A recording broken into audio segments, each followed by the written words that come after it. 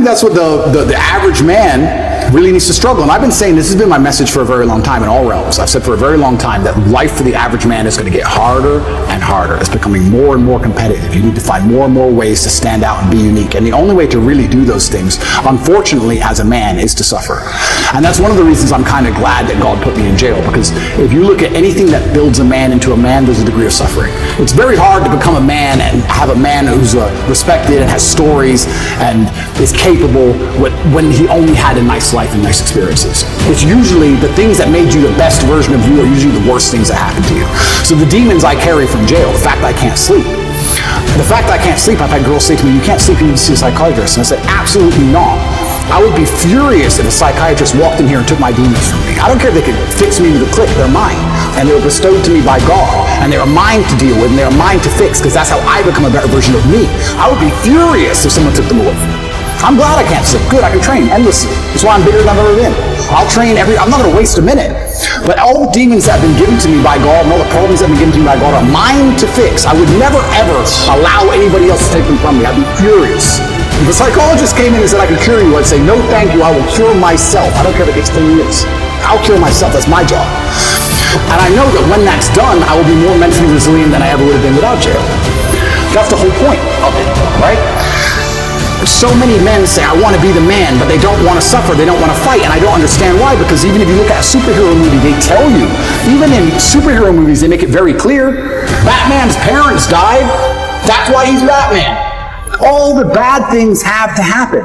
There's no way to get there without the bad things. I get so many emails from people complaining about their bad things, and I don't have time to reply to any of them, but if I could, I'd say, good luck, congratulations, off you go. Of course she broke your heart. Of course you're sad. Of course you miss her. She's with me now. That's life. That's part of it. That's the only way you're going to get to that level of resilience. You can't become the man any other way. So yeah, I thank God for everything bad that's ever happened to me and all the demons. And you decipher it and you work out the best way to deal with it and you internalize the good parts and you become a better and stronger and more resilient person for it. So I have to thank God for every single one. I'm particularly at risk is for the thing you just said. It's the masculine youth who are my fans. It's the 11-year-olds, 12-year-olds, 15-year-olds, 16-year-olds. They are the future of the world. They're the people you want to go and die in a ditch. They're the soldiers you need. Those are the people you need psyoped. You need them psyoped. You can't have a bunch of men who aren't psyoped. That's when you lose control of everything, when the men don't listen anymore. And they're all listening to me. And I'm teaching them things like God, religion, personal responsibility, accountability, discipline. And everyone's saying, well, why are they attacking Andrew for just telling the truth and making me go to the gym? Because when you have these things, when you have accountability and discipline and personal responsibility, you have a barrier, you have a parameter, you have a no, you have a limit. They don't want to have a limit. None of the men are allowed limits. We must accept whatever we are given from our relationship with our woman, from the government, from our job. We're just the slaves. We're the backbone of the tax bracket. We just have to shut up and pay our taxes. As soon as we have limits, they have a problem. That's why they dislike the things I teach. What do I really say? What do I really teach young kids as genuine things? What do I say? Go to the gym, stick up for yourself? Stick up for yourself, go to the gym, you're allowed an opinion. Educate yourself, be smart, work hard. Believe in things. Believe in yourself. They pretend they give a shit about men's mental health. But if you come along and actually advocate, tell men how to be happier. I've been a sad man and a happy man. I am a man. I know exactly how it feels on all ranges of emotion. I'll be honest with you right now. When a man is sad, yeah, there is an inclination towards aggression. That's how we're born. That's how we're evolved. We're evolved with that inclination towards aggression. We need that to protect and provide. That's who we are. We need that bravery. So having a bunch of depressed, sad men who have no emotional control is dangerous for society. I say this all the time. They try and pretend that I'm somehow dangerous for society by telling men to stand up for themselves and be masculine. Absolutely not, really not. When you tell a man to have no emotional control and be more feminine, that's a school shooter. A school shooter is not a man with masculine accountability. He's a man who's told, act how you feel. All the time. Then he gets picked on for long enough. Throw on some drugs on top his psychiatrist gave him. Throw in a lack of a girlfriend. And he's had enough. That's where school shooting comes from. School shooting does not come from men being masculine. It comes from the absolute opposite of these things. And they know this. They know this very, very well. To fix society, we have to fix that at the most base level, the root level. I think America and most countries need more transparency and understanding of how things work.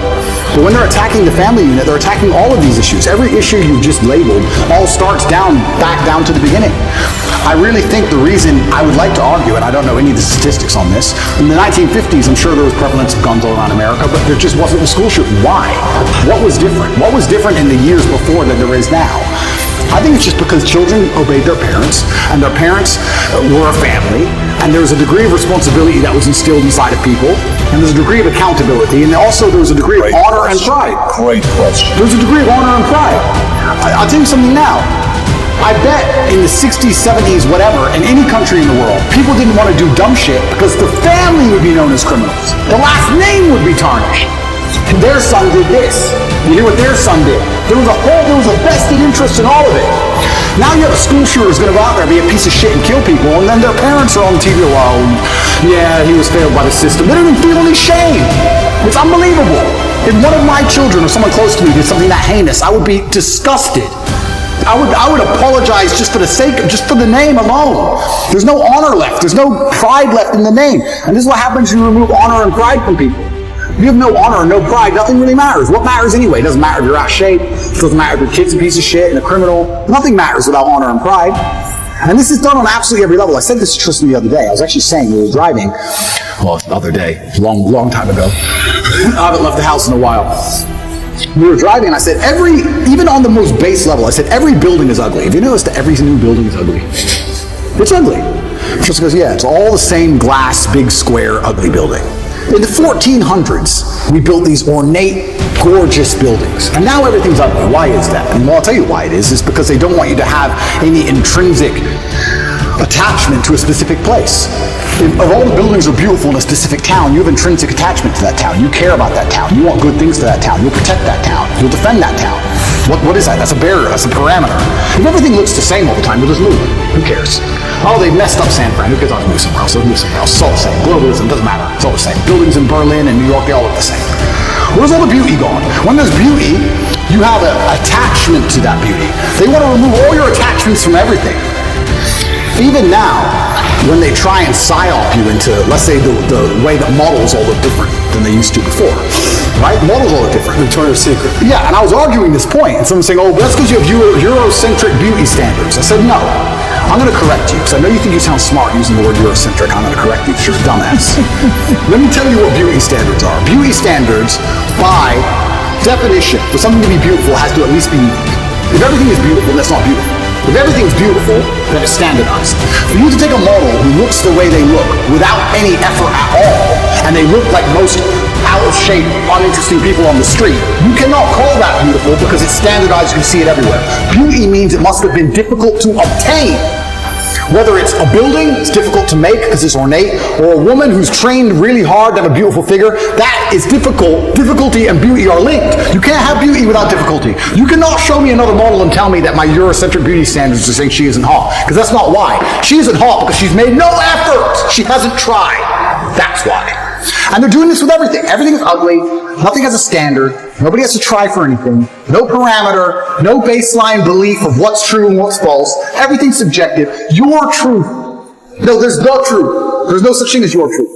And this is an attack on every single level. They're assaulting us from everywhere. Even the buildings they build are assaulting you. So you can't even just drive through a town and go, wow, look how much energy has been put into this place. I love this place. I will not allow them to do it to this place. Now it's just like, we can move there.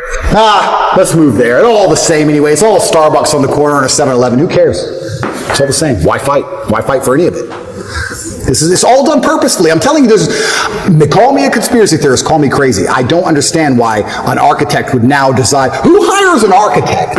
I'm going to build a building. Let me hire an architect to come up with the same sketch of the same bullshit building, which is already existing everywhere. How much did I pay him? Yeah, what we're going to do is we build a skyscraper made of grass that looks like every other one.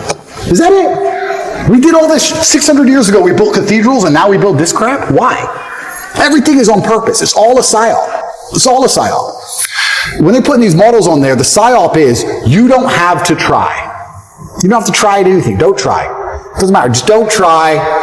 Wait for the government. We'll give you some food stamps. You'll be okay. It's participation trophy. It's slavery. It's slavery. When you need to do every single thing they say to eat, that's their end goal. That's what they want. It's slavery. They don't want you trying anything. Even going to the gym today is an act of rebellion. Even being in good physical condition is an act of rebellion. If I put up a photo of me and I'm in good physical shape, there are people who write underneath it, "Oh, you're dumb. You train so good." They insult you for it. Like, you're a bad person because you have standards for yourself.